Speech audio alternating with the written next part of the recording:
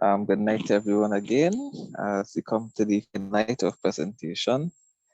So we're going to continue as we did the other nights.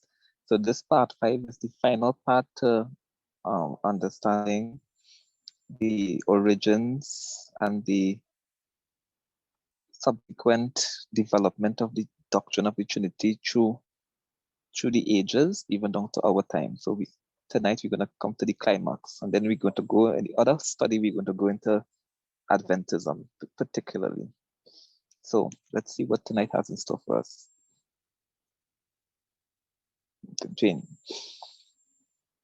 Right, so the purpose of number 5 study is to understand how the Trinity doctrine is linked in prophecy both past and future. Excuse me.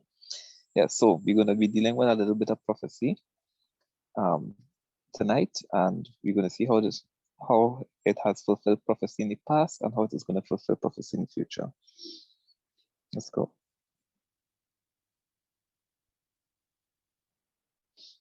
So we'll be using extra biblical sources again tonight for the development of our study. Let's go. So first question. It asks, what prophecy is unknowingly linked to the Trinity? What prophecy is unknowingly linked to the prophecy? So there's a prophecy out there that people are not very clear upon that links to the Trinity. So let's see what prophecy that is.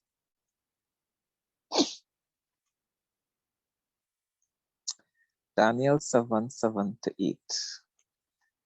So we're going into a prophetic book, the book of Daniel. Let's see what Daniel 7:7-8 says to us. After this, I saw in the night visions, and behold, a fourth beast, dreadful and terrible, and strong exceedingly, and it had great iron teeth, and it devoured and brake in pieces, and stamped the residue with the feet of it. And it was diverse from all the beasts that were before it. And it had 10 horns. I considered the horns, and behold, there came up among them another little horn, before whom there were 3 of the first horns plucked up by the roots. And behold, in this horn were eyes like the eyes of a man, and a mouth speaking great things.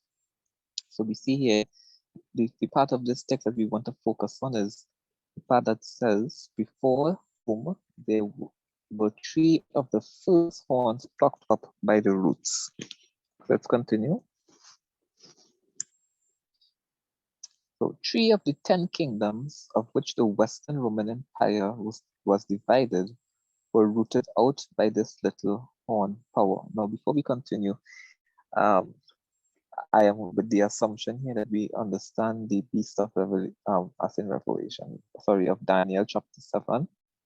And we know that the fourth beast in Daniel chapter 7 is talking about the Roman Empire in both its papal and pagan and papal phases. So in this beast, we have 10 horns, which represent the 10 kingdoms that the Roman Empire would be broken up into. And then after these 10 horns, another horn came up.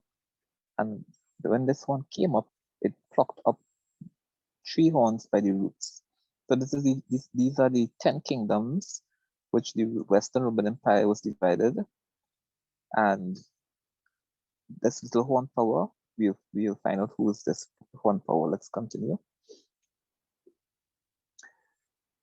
These 3 horns will play a significant role in the expansion of power and exposure of character of the little horn power in secular history.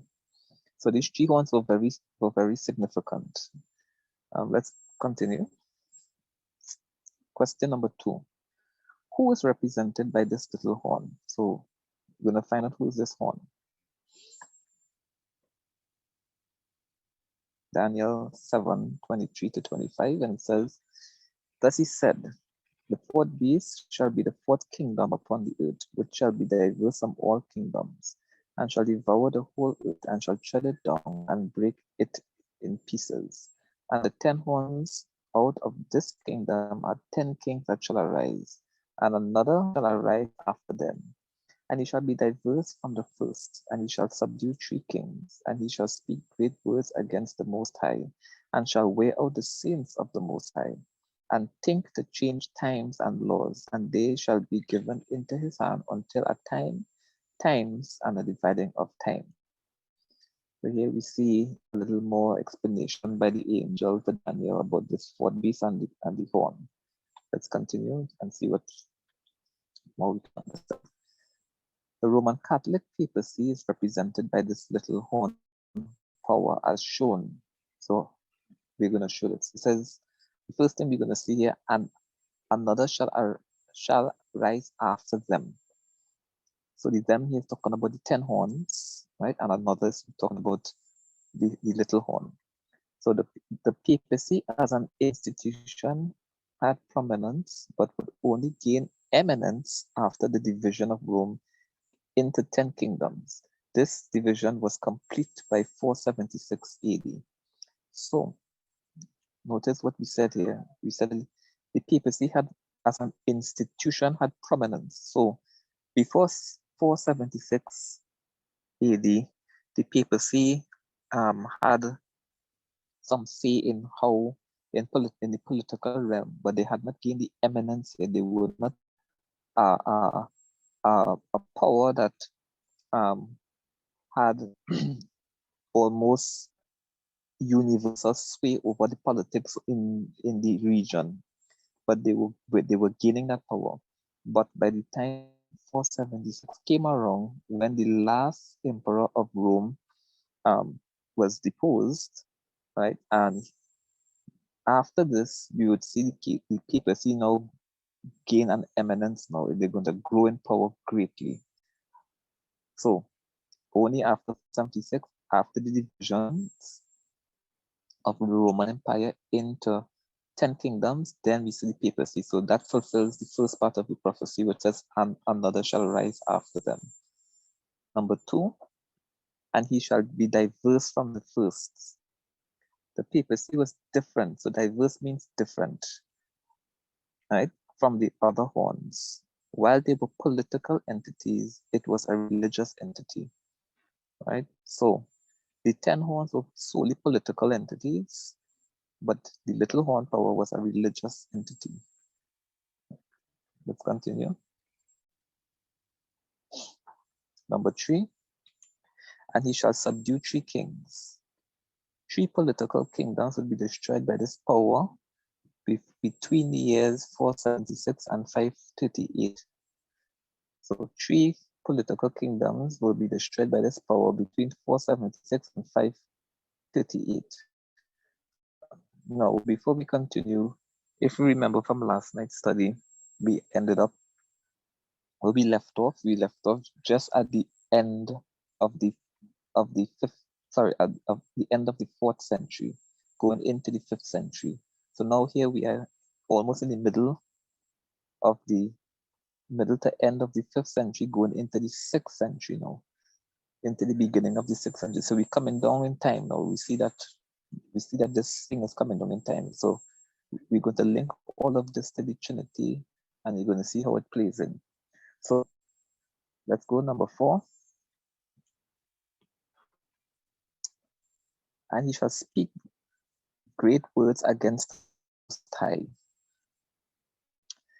The papacy would claim divine prerogatives as being able to forgive sins and taking the place of God on earth.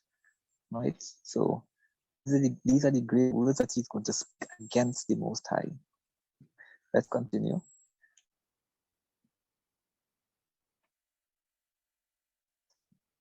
Number 5. And shall wear out the saints of the Most High. The papacy would persecute God's true people for more than 1,000 years, killing millions. So they're going to be in their quest to subdue and to become a universal power over the earth. They're going to destroy millions of people's lives, right? And these will be these will be people who God will consider godly and saints. So let's continue. And number 6, and think to change times and laws. The papacy would modify the 10 commandments, which we know as the law of God, as given in Exodus 20. They would modify the first and the fourth, remove the second, and split the 10 into 2.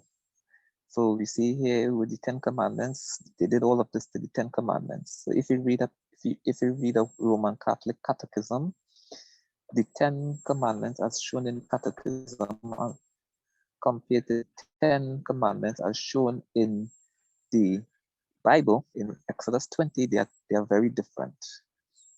Okay, let's continue.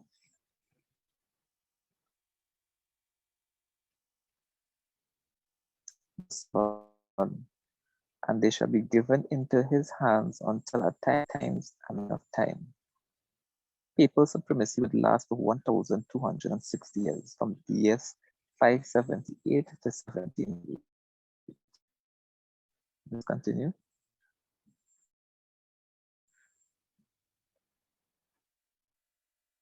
So, as she fits every detail of the little horn power. So I would advise when you receive the notes for this study, you can go over those 7 points. There's more flesh to be added to those, but for the sake of time, I truncated it in this study. I am of the assumption that we understand these prophecies, and you will have to go through this in your personal study to understand these 7 points. But the 7 points are there, and any good Adventist commentary would be able to give you a flesh out of those the 7 points. Let's continue. Question number 3.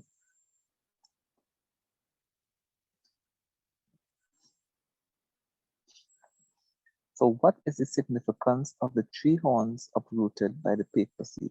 So we identified the little horn as being the papacy. And now we want to know now, what is the significance of the 3 horns? Why did the Bible single out those 3 horns? Why did they mention those 3 horns? Right? There's something specific. Let's see what it is.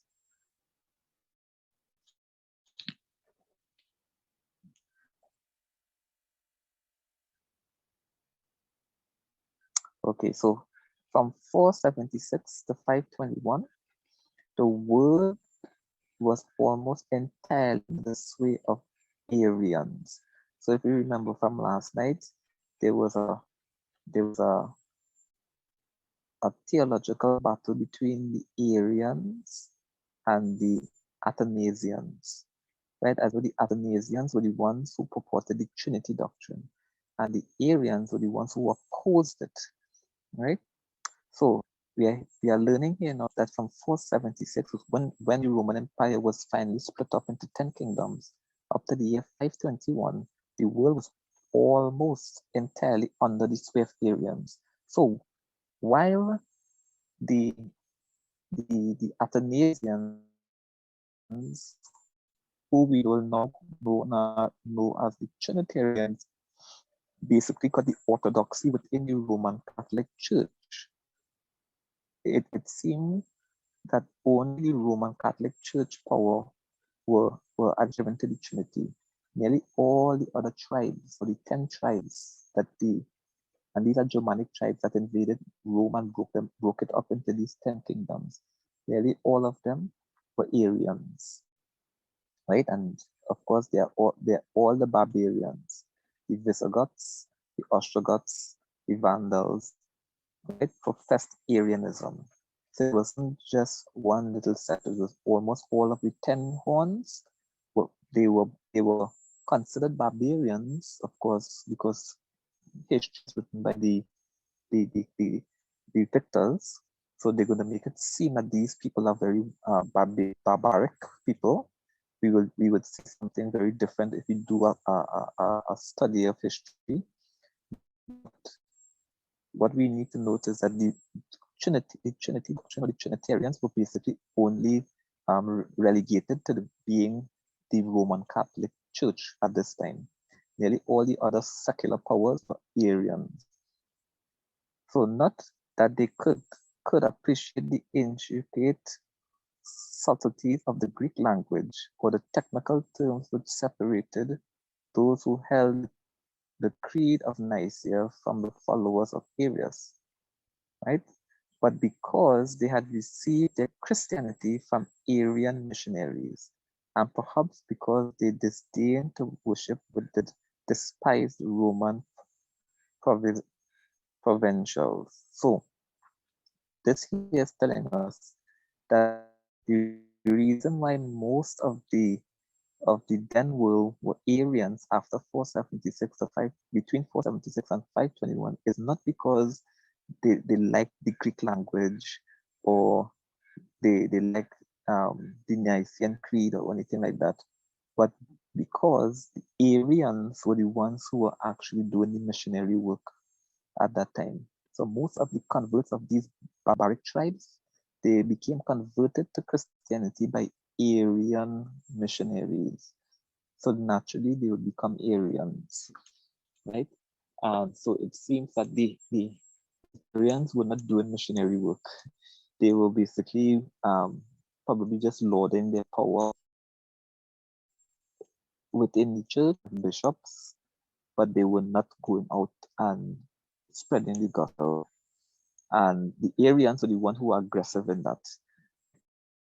Because they were aggressive, they gained the more territory. So let's see how this will develop. In all these cases, the Germans embrace the Arian form of Christianity. Okay, so none of the major Germanic people became officially Catholic until the conversion of the Franks under Clovis in 496, and of the Burgundians under Sigismund. So the reason for the adoption of Arian rather than Catholicism, so you notice here they differentiate between Arianism and Catholicism, okay, is very obscure. Unhappily, the books produced by the Arian Germans have all disappeared, with the exception of the fragments of Euphilus Bible. Some leaves of an anonymous Gothic commentary on St. John's Gospel and a fragment of a church calendar in Gothic. So this is all that remains of the Arian Germans. You notice what the Catholics did, right? They destroyed all the ends. So it is clear, however, that their theology depended on a literal interpretation of the scriptures. This came from Encyclopedia Britannica. So Britannica Encyclopedia is telling us, what is it telling us? It is telling us that the theology of the Germans, Arian Germans, were based on literal interpretation of the scriptures, as opposed to the Roman Catholics, whose theology depended on what? The literal interpretation of scripture, but based more on traditions. Let's see how this continues to develop.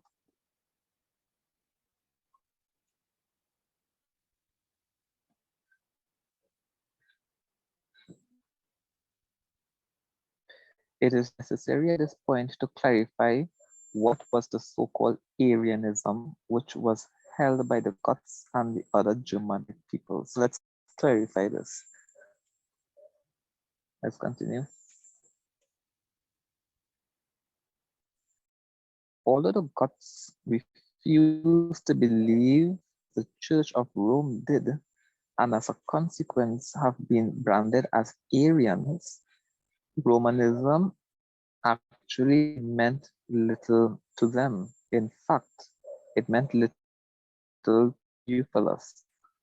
their great leader, the Goths, refused along with the mountain innovations being introduced into the Church of the Caesars, which church quickly branded any competitor as Arian. So note here, once you were not Roman Catholic, you were considered Arian. It didn't matter anymore what you believed, right? So Arian almost became like a derogatory term, right? So you're not Roman Catholic, you're an Arian, right? We don't even care if you really believe what Arians believe. You're just an Arian. That's how it was at that time. Let's continue. So as we go through these things, I want you to pay attention to how history is unfolding here, because we are going to have a repeat of this history in our time. So since his ancestors were from Asia Minor, the province where the Apostle Peter had been specifically instructed by God to plant the gospel, Euphilus was undoubtedly influenced by the doctrines of the apostles to the Jews, and he rejected the liberal scriptural teachings which had flooded many Western churches. He was a believer in the divine revelation of the Old Testament. As well, he impressed upon the Gothic people a simple, notice what he impressed there, a simple democratic Christianity. Like Patrick Columba, he apparently kept the seventh-day Sabbath. So these were seventh-day keeping, um, literal scripture interpreting Christians, as opposed to the Roman Catholics, which this history is telling us they believe a lot of unscriptural teachings, right? That's flooding the churches. So the Goths or the barbarians, which we would hear people say these barbaric tribes, we notice that these tribes were not really barbaric. These tribes were actually practicing the correct type of Christianity, but because they did not adhere to the Roman Catholic brand of Christianity, they were they were castigated as Syrians, and they were basically branded as barbarians. We'll see how this is going to develop even more. Let's continue. I want you to pay attention because this history is going to repeat itself. In actuality, by the year 508, it had been more than a century since the term Arian meant a follower of Arius. At this point, Arian simply meant non-Trinitarian. So an Arian was not necessarily somebody who followed Arius' theology. An Arian just simply meant somebody who did not follow the Trinity. That's all the Arian means. So today, it is no wonder why if you consider yourself a non-Trinitarian, you people just call you an Arian or semi-Arian. It's almost like a derogatory term, and it's a term that is used basically to just throw people off. So the year 508 brings us to a showdown between Trinitarianism and non-Trinitarianism. So the year 508 is a pivotal point now in the doctrines, which one is going to prevail. Now we saw how it prevailed in like Theodosius, right, when he presided over the Council of Constantinople in 381, right? And basically it became the official doctrine of the Roman Catholic Church. But now we have these other entities now that is challenging the theology of the Roman Catholic Church. This 508 now is the crisis point now. So let's see how it continues. For the first time, the diffusion of belief in the nature of the Godhead became the avowed pretext for the invasion of a neighboring territory. I hope you read this thing carefully, because what this is telling us here now, how we believe in God, or how they believed in God, now became the pretext for war. So you don't believe in God how I believe in God, but I'm going to war against you until I wipe you out. I want us to pay attention to that because we're going to see this history repeat again. So don't think it's just going to be just about Sunday worship. It's also going to be about who God do you worship? Do you worship the God in a Trinity, or do you worship God as the Bible prescribes? Let's continue. Of all the Germanic kingdoms, the non-Trinitarian Vandals, Heruli, and Ostrogoths posed the greatest hindrance to the development of the papacy. I want you to know those three: the Vandals, the Heruli, and the Ostrogoths. Their defeat allowed for the unchallenged papal supremacy in 538. After that, all the Arian kingdoms were eventually forced to become Catholic. So after these three political kingdoms were destroyed, then all the other Arian kingdoms fell and became Roman Catholic. Let's see how this happened. Let's continue. From history, we learn that those who followed Trinitarian teachings were actually the most cruel of so professed Christians. According to the Bible, they totally uprooted the non-Trinitarian tribes and removed them from history for their defiance of the papal power and teachings against the Trinity.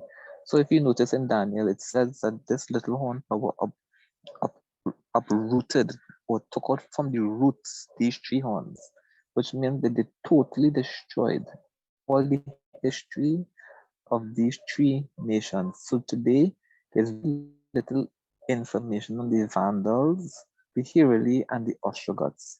Why? Because the Roman Catholic power does not people to know that these three supposed barbarian tribes, they were actually practicing the right form of Christianity.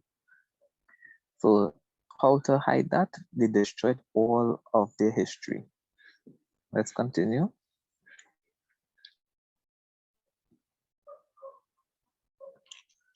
We see that the Trinity became a factor, or the Trinity became the factor over which papal supremacy was decided. I want us to pay attention to that also. So how did the papacy become supreme? It is basically a war between how do you worship God. That is what was the deciding factor that made the papacy supreme. The three horns that were plucked up from the roots did not follow along with the quote-unquote orthodox teachings of the Roman Church. The church called upon political powers to exterminate those who defied her teachings. So the papacy basically said, if you're not following the Trinitarian way of worshiping God, we're going to wipe you out, right? And that's so they did. So they called upon. Now we know that the religious Roman Church, they don't have a standing army. Well, why would a church have an army anyway? So they called upon those who were their friends, right, who sympathized with their cause, and sympathizing with their cause just mean gaining more power. That is what the purpose of the papacy is, just to gain more power. It's not for theological, enlightenment. It was more, they wanted more power. So anybody who else who wanted more power, they would join with the Roman Catholic Church. I wonder if the same thing is going to happen in these last days. Let's continue. It also should be noted that the non-Trinitarians also kept the seventh-day Sabbath, rejected the supremacy of the Bishop of Rome, and many other pagan superstitions. Their faith relied on scripture for its basis. So I want you to notice these things too. All these so-called Arian tribes, quote-unquote Arian tribes, they worship God the way that the Bible prescribes, not based upon these pagan superstitions and all these other things that were added that were not biblical. Let's continue. Question number 4. Was there a difference between the barbarian, quote-unquote barbarian Vandals, Ostrogoths, and Ostrogoth non-Trinitarian Christians and this quote-unquote civilized Roman Trinitarian Christians. So here we would be asking a question. The Vandals and the Ostrogoths are called barbarians because they didn't hold to the Trinity. The Roman Catholics were called civilized because they held to the Trinity. So what is the difference now between these two factions? Let's see what the difference is. Let's see what history tells us. The Goths and the Vandals did not fight because of a bloodthirsty temperament. I want you to know that again. I'm going to repeat that. The Goths and the Vandals did not fight because of a bloodthirsty temperament, but because they were blocked by the Romans when driven westward by the wild masses from Scythia and Siberia. The historian Walter F. Edensey has pictured the spirit and methods of the Goths when they sacked Rome in 410. So we hear about these Goths sacking Rome, and we hear about these, you will hear from history books, these Goths were very barbaric and how they sacked Rome and they came and they rode through and they burned down Rome and these kind of things. Let's see why they did it and let's see how they did it. Right? So we're reading from this book here, The Greek and Eastern Churches, page 306. It says, in the first place, it was a great thing for Europe that when the Goths poured over Italy and even captured Rome, they came as a Christian people. What did they came as? They came as a Christian people, reverencing and sparing the churches. So you notice when they came through, they didn't burn any of the churches, and abstaining from those barbarities that accompanied the invasion of Britain by the heathen Saxons. But second place, many of these simple Gothic Christians learned to their surprise that they were heretics. So they didn't even know that they were heretics when they were invading. They only learned that when they invaded Rome and the Romans told them that they were heretics. And that only when their efforts towards fraternizing with their fellow Christians in the Orthodox Church were angrily resented. So when these simple Gothic people came in, right, they didn't burn any of the churches, right, and they abstained from the barbarities that accompanied the invasion of Britain by the heathen Saxons, right? Now, I want you to also note that when they came and they started to fraternize with the so-called Christians of the Roman Empire, what the Roman Christians did to them, they were resented, right? So the Roman Christians were saying things like, "You all are not true Christians. You all are not Orthodox. You all are following this Arian. You all are Arians, right? You all are heathens. You're heretics." And that's how they were met.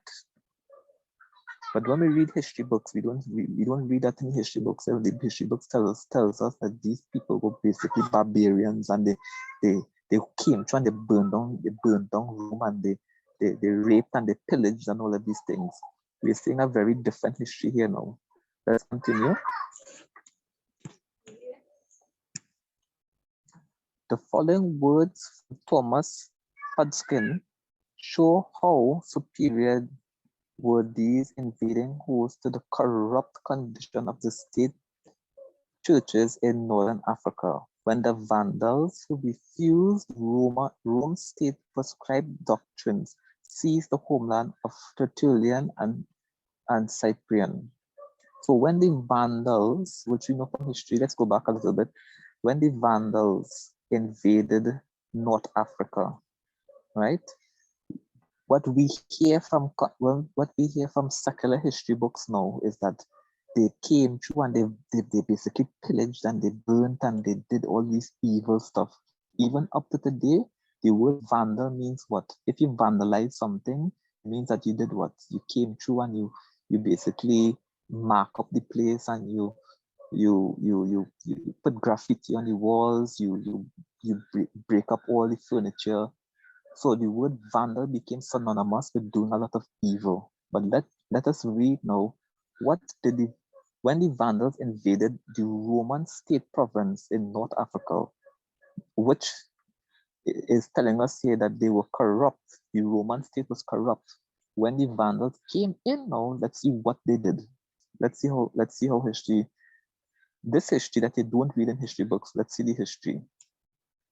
August had said, I came from my native tongue to Carthage, and everywhere around me roared the furnace of unholy love. No, August here is a vandal who is now commenting now on what he's saying when he's coming in now to the Roman province in North Africa. So he's saying, when I came from my native tongue to and Carthage, and everywhere around me roared the furnace of unholy love.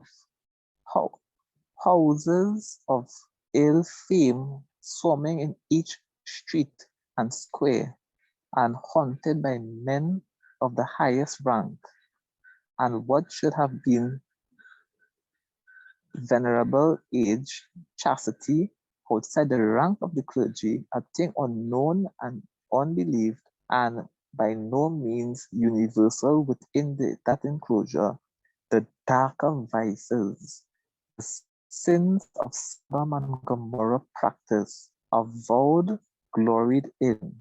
Such is the picture which the Gaulish presbyter draws of the capital of Africa. So he's saying that when he came into Africa, when the Vandals came into Africa, they were practicing the sins of Sodom and Gomorrah. Let's continue.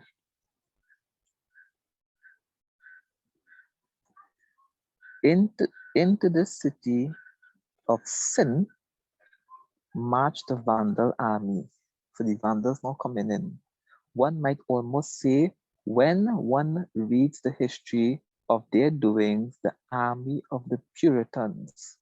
Now, we're not disputing that the Vandals did some things that were not right, but this historian here is telling us that when the army of the Vandals, yes, they did some evils, but compared to what they saw when they reached, the army of the Vandals you could basically call them the army of the Puritans.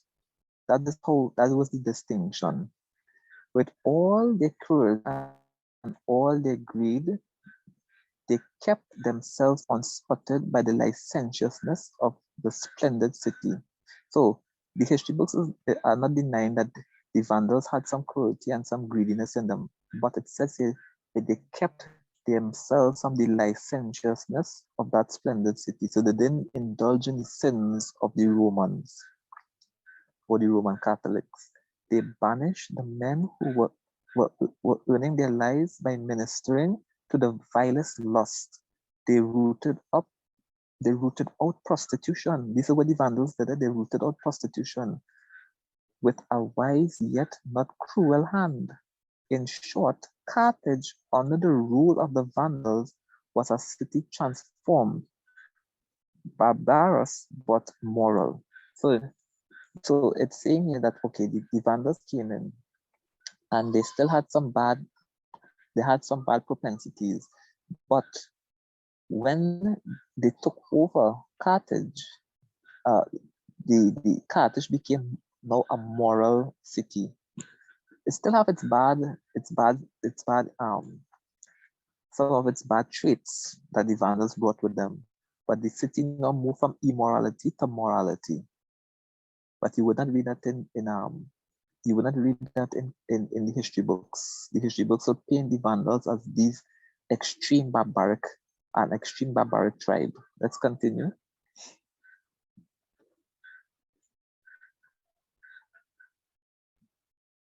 After his political conversion to Christianity as championed by the Church of Rome, so Clovis defeated the Burgundians, which people at this time were divided between paganism and Christianity. So now we are talking about Clovis. Clovis is the first king of the Franks, right? Which we know as France today. So he was the first king. And Clovis now became the defender of the Roman Catholic faith. So let's see how the Roman Catholics now dealt with their people, as opposed to the so-called barbarian tribes. The desire to spread his new religion and to ruin Christian kingdoms which refuse the new doctrines seemed to be the aim of his warlike temper. The barbarity and cruelty of his subsequent acts proved how much his conversion was political and not a surrender to the truth in the heart. There is no question but that his new profession served the purpose of establishing and enlarging his kingdom. And for this reason, he renounced idolatry for the Christianity of the Church of at Rome. So it's telling us here that Clovis, he became a Roman Catholic Christian because he wanted more power. He wanted to expand his kingdom. And he saw that the Church of Rome could have helped him do that. But it's also telling us here that Clovis was not converted. He was warlike and he practiced barbarity and cruelty. How can somebody who says that they have been converted to Christianity still be barbaric and cruel? Which we see that he was not converted. He just took the name to expand his kingdom. Let's continue. Question number 5. Would this theological struggle happen again at the close of the world's history? So we have dealt with up to the history up to 538.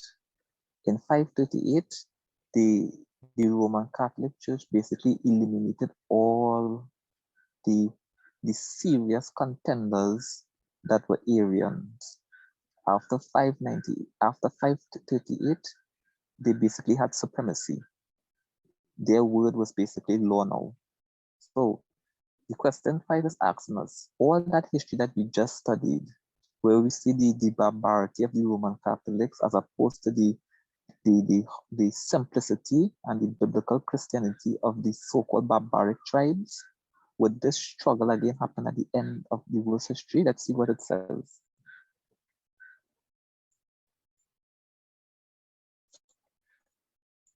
So here now we come to our time now, the time that we are living in today.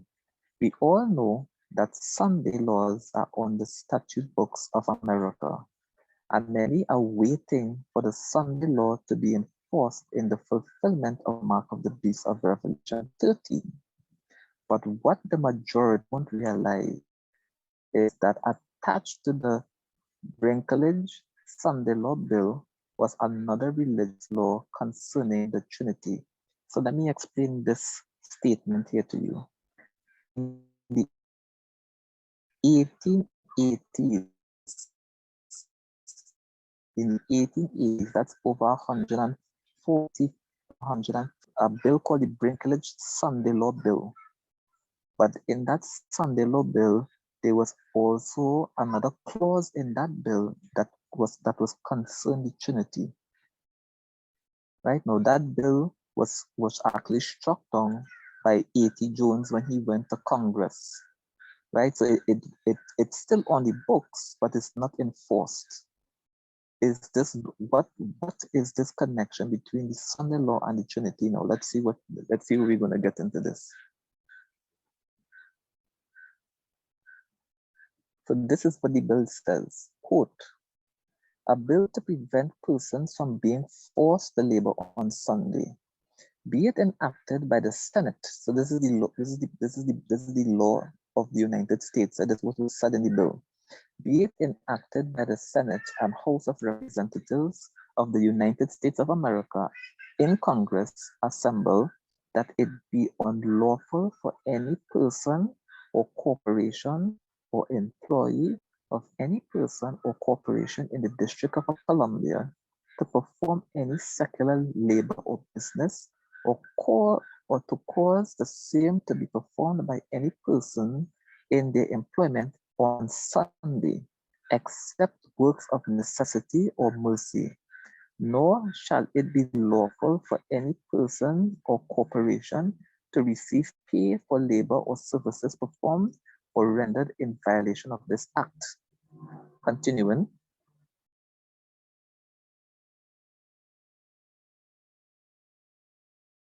Section 1 provides that if any person, so this is lower down in the bill now, can't go through the whole because it's a very long bill, so this is lower down in the bill.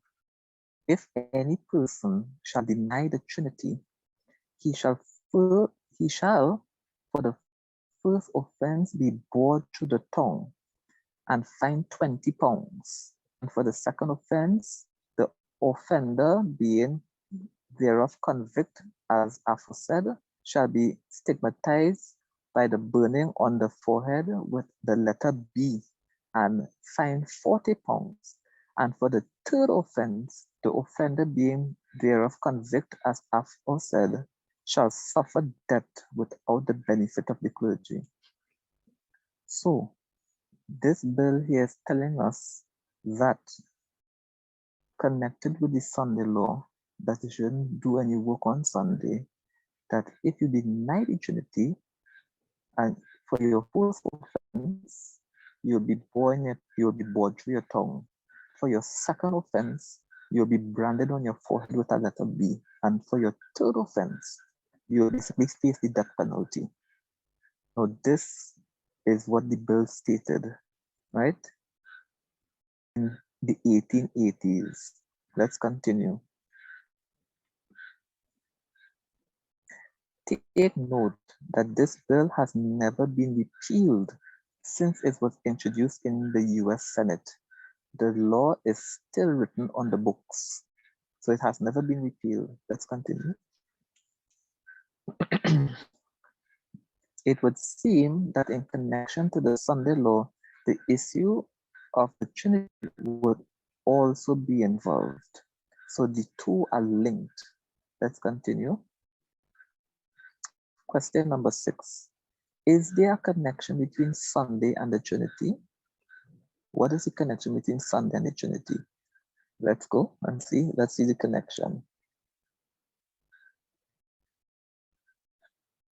So this is taken from this website. You see it's a Catholic website. Let's see what this website says. So this is the Roman Catholics themselves speaking. The feast of the Most Holy Trinity may well be regarded as the church Te Deum of gratitude over all the blessings of Christmas and Easter seasons. For this mystery is a synthesis of Christmas, Epiphany, Easter, Ascension, and Pentecost.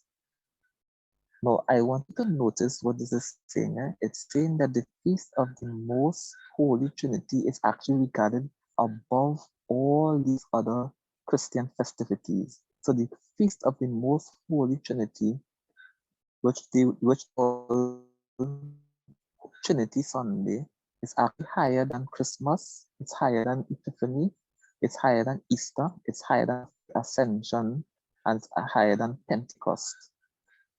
This is what the Roman Catholics are saying. Why is this now? The feast which falls on the first Sunday after Pentecost, which is Trinity Sunday, should make us mindful that actually every Sunday is devoted to the honor of the what? Of the Most Holy Trinity. That every Sunday is sanctified and consecrated to the triune God. So, why do they worship on Sunday? They worship on Sunday because they give that day in devotion to the Most Holy Trinity. This is what they are telling you. And is sanctified and consecrated to the what? To the triune God. So, the God of Sunday is not the God of the Bible. The God of Sunday is the Trinity. The God of the Sabbath, the 7-day Sabbath, is Jehovah, the one that we know. This is the showdown that will happen in the end of time. So when the Sunday law comes in the future, it's not just okay, I'm not going to work on Sunday, I'm not going to do anything. That's not going to be a test to Adventists. Why it's not going to be a test? Because there are already many Adventists and many people, not even Adventists, many secular people who don't do anything on Sundays. What is going to be the test is when they actually prescribe that you have to go to church on Sunday and you have to worship the Trinity. Then now we're going to see the struggle. And if you deny even the Trinity, you're going to be called a heretic and you're going to be struck down. Let's continue.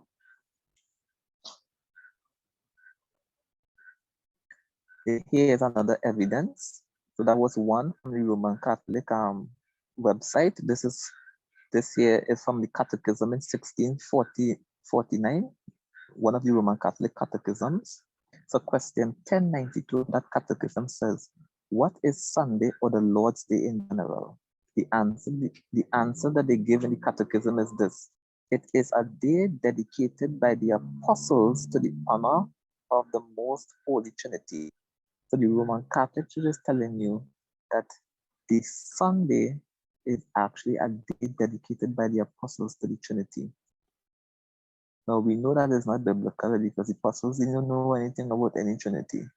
But they are telling you that is why they worship on Sunday, because it's dedicated to the Trinity. Let's continue.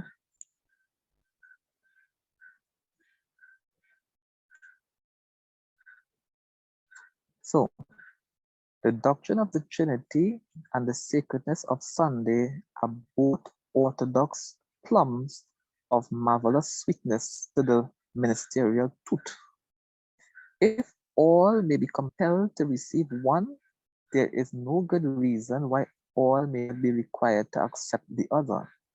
It is easily seen that this society is another agency to promote the religio-political crusade that is becoming so general all over our land, which is hastening the fulfillment of the prophecy of Revelation 13:11-17. So what this slide is telling us is, if they're going to force you to worship on Sunday, they can also force you to believe that God is a Trinity, and the two are linked, as we saw in the previous slides. Let's continue.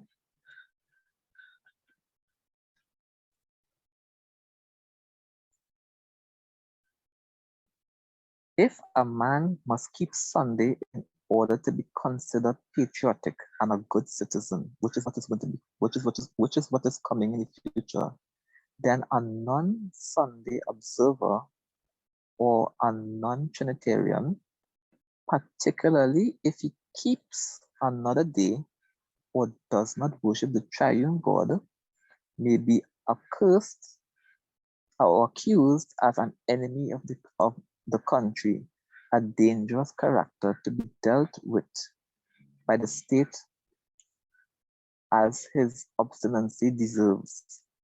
To this time we are rapidly hastening. Can we not discern the signs of the time? Now this was written in the Review and Herald in the year 1894. So over 120 years ago this was written. And you would see that what I have in yellow is what I inserted those. Right? That's not in the original quotation, but it's there to emphasize the point that if they're going to force you to keep Sunday, they're going to also force you to worship God as a Trinity. Right? That goes hand in hand to this, and the quotation tells us this is where we are rapidly hastening. So they were rapidly hastening to that point in 1894. We are in the year 2023. Sorry, in the year 2022, going to 2023. How much faster are we going to be hastening? Let's continue. So we come to the end of the study. So the question I'll ask, what do you say? What do you think about this? Right? This is the time that we are at right now. And there's much evidence, as I can show the linkage between Sunday and the Trinity. But it would make this study a little too convoluted. So if you want those extra information, I could make that available to you. But for now, the Roman Catholic Church is saying that the reason why they worship on Sunday, yes, they would use things like, okay, Christ rose from the dead on Sunday and etc. etc. But the real reason that they are worshiping on Sunday is because of the Trinity. That is what they are saying. And um, at the beginning of the COVID pandemic, uh, one of the cardinals of the Roman Catholic Church said that you um, if you don't believe in the Trinity, you are almost like a plague to this world, just like COVID and just like the climate problem. He's actually saying you're worse than the COVID problem, and you're worse than the climate change problem if you don't believe in the Trinity. That was what Cardinal was saying, right? I think he was from somewhere in the Far East. I can't remember the exact nation it was. So we see that the tables already said they're already beginning to speak out against these things and starting to interweave now the worship of the Trinity into the worship of Sunday. So a lot of people within our church, within many churches, not only Adventism, but Pentecostals and Anglicans and Presbyterians and Methodists and all of these other churches, a lot of people outside of Christianity in Hinduism and all of these other, as we saw in the other study the other night, also worship God as a Trinity. So it's not going to be very difficult for them to move across to worship on a Sunday. But when you become obstinate as a Bible believing Christian and say, okay, I'm not worshiping on Sunday and I don't believe in the Trinity, you're gonna end up in a lot of trouble. So the next study that we're going to start now, we're going to see how this is going to affect Adventists now. We're going to see how this has interwoven itself into the Adventist faith.